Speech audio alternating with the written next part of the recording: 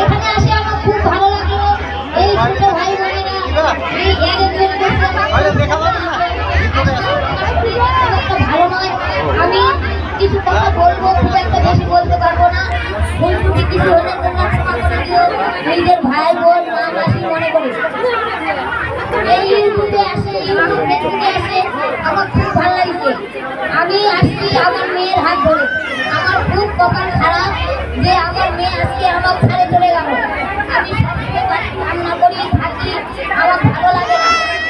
অনেক লোক যায় আমার বাড়ির কথাবার্তা বলে, আমার ভালো লাগে। এখন খুব মিস করেছি এই তোমাদের সামনে আসছি। আমার মেয়ে যদি থাকতো কত আনন্দ করতাম।